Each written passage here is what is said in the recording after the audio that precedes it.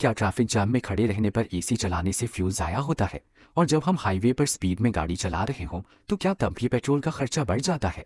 इन सवालों का सही जवाब जानने के लिए हमें इस ठंडी हवा को एक मैजिक समझना छोड़ना होगा और बॉनेट के अंदर देखना होगा। पेट्रोल पंप पर लगने वाली इन लंबी कतारों का डायरेक्ट कनेक्शन आपकी गाड़ी के इंजन पर पड़ने वाले बोझ से है। आपकी गाड़ी का एसी अकेले काम नहीं कर सकता। इस पूरे सिस्टम का दिल एसी कंप्रेसर है, जो एक बेल्ट के जरिए डायरेक्ट आपकी गाड़ी के इंजन से जुड़ा होता है।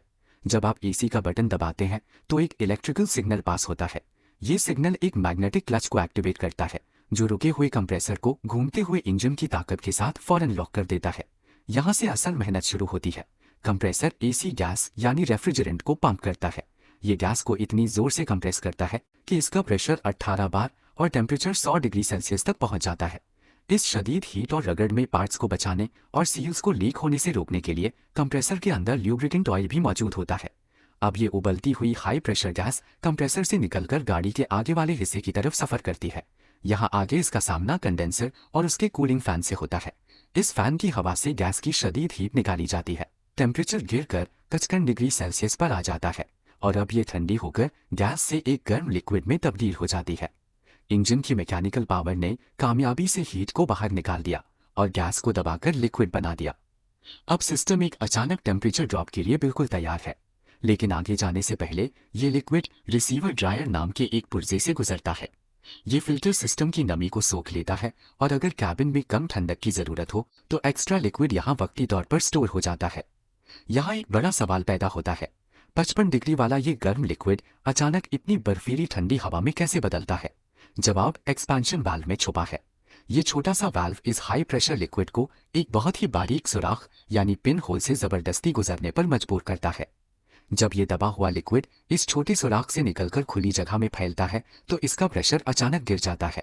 फिजिक्स का उसूल है कि प्रेशर कम होने से टेम्परेचर भी फौरन नीचे आता है। ये गर्म लिक्विड तुरंत फ्रीज होकर 10 डिग्री सेल्सियस की बर्फीली गैस में तब्दील हो जाता है। अब ये बर्फीली गैस डैशबोर्ड के अंदर लगे इवेपोरेटर में दाखिल होती है। ब्लोअर फैन गाड़ी के अंदर की हवा को इन ठंडी फिन से गुजारता है और वही हवा ठंडी होकर आप तक पहुंचती है। कैबिन की गर्मी जज्ब करने के बाद गैस वापस कंप्रेसर की तरफ लौट जाती है और साइकिल चलता रहता है। क्योंकि ये एक मुसलसल लूप है, इस ठंडक को बरकरार रखने के लिए इंजन को लगातार पावर देनी पड़ती है और यही बात हमें वापस हमारे शुरुआती सवाल पर लाती है। प्रेशर और टेम्परेचर को मुसलसल बदलने का ये सारा साइकिल आपकी गाड़ी के इंजन पर एक डायरेक्ट और लगातार बोझ है।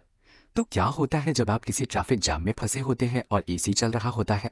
रुकी हुई गाड़ी को सिर्फ इस कंप्रेसर के बेल्ट की रुकावट पर काबू पाने के लिए अपने आरपीएम बढ़ाने पड़ते हैं। इसका मतलब साफ है, चाहे आपकी गाड़ी 1 इंच भी आगे ना बढ़े, इंजन उस मैकेनिकल लोड को घुमाने के लिए एक्स्ट्रा पेट्रोल जला रहा होता है। तो क्या हाईवे पर स्पीड में सफर करते वक्त भी एसी एक्स्ट्रा फ्यूल कंज्यूम करता है? जी हाँ, हाईवे पर आपका इंजन 2 काम एक साथ कर रहा होता है।